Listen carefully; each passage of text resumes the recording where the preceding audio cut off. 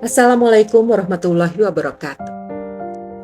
Mira, gadis 22 tahun, senja itu tampak melamun tengah melihat keluar jendela di sebuah rumah sakit di Semarang. Dia menunggu adiknya yang seharusnya sudah datang menggantikannya menjaga ibu yang tengah dirawat. Mira sudah mencoba menghubungi via telepon, namun nomor adiknya tidak aktif. Meski seorang perempuan, Mira merupakan sosok pemberani. Dia sudah 3 malam menunggu ibunya. Namun malam ini dia bergantian dengan adiknya karena Senin besok pagi ada ujian di kampus. Jumat malam lalu saat berjaga karena merasa bosan, Mira memutuskan berjalan keluar kamar mencari udara segar. Dia lihat ibunya tertidur lelap. Sekitar pukul 22, Mira keluar kamar sendirian yang kebetulan arah pintu kamar langsung menuju ke jalan utama menuju pintu keluar rumah sakit. Di lorong rumah sakit, dia sempat berpapasan dengan suster yang mendorong brangkar atau ranjang rumah sakit. Nampak pasien itu sudah ditutup kain seluruh tubuhnya. Taulah Mira bahwa pasien tersebut sudah meninggal dunia. Seketika dia merasa bulu kuduknya merinding, namun dia tetap berusaha tenang. Suasana rumah sakit memang benar-benar sepi. Lorong-lorong panjang rumah sakit terlihat kosong, tidak ada satupun orang lewat. Mira terus berjalan sampai akhirnya di ujung lorong dia bertemu dengan pria mengenakan seragam rumah sakit, berperawakan sedang, usianya sekitar 50-an tahun. Mira menyapa pria itu dan mendekatinya. Pria itu menyambutnya dengan ramah. Dalam waktu singkat, dia sudah terlihat ngobrol akrab dengan pria itu. Kepada Mira, pria itu mengaku bernama Sudarman, biasa dipanggil Darman. Darman sudah puluhan tahun bekerja sebagai petugas kamar mayat. Tugas utamanya memandikan dan mengurus jenazah sebelum dibawa keluarganya. Dia menjadi penerus pekerjaan bapaknya yang menjadi generasi pertama bekerja sebagai petugas kamar mayat. Mungkin karena sejak kecil sering diajak bapaknya bekerja, membuat ketertarikan dan keberaniannya tumbuh.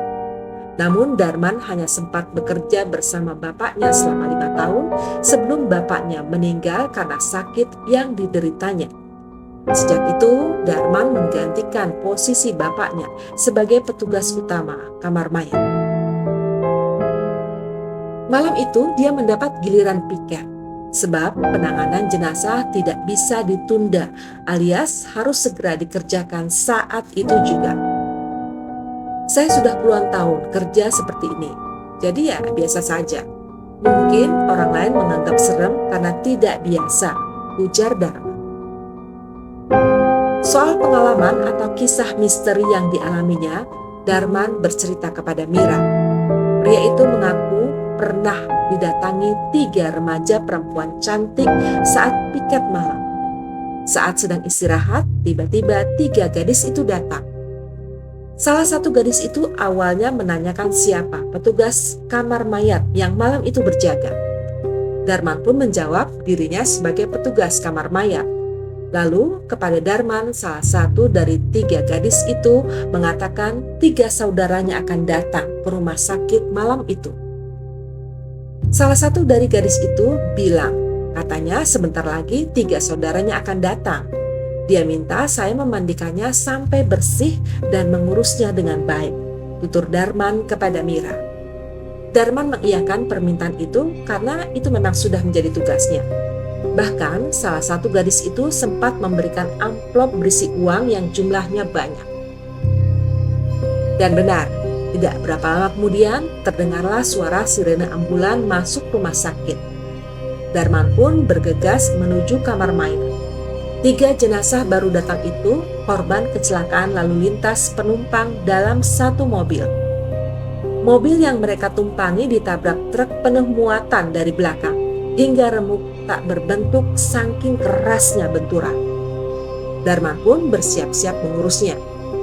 Namun saat membuka kain penutup ketiga jenazah itu, dia terkejut bukan kepala. Sebab ketiga jenazah itu adalah 3 gadis remaja yang beberapa menit lalu yang menemuinya. Saya tidak mungkin pangling.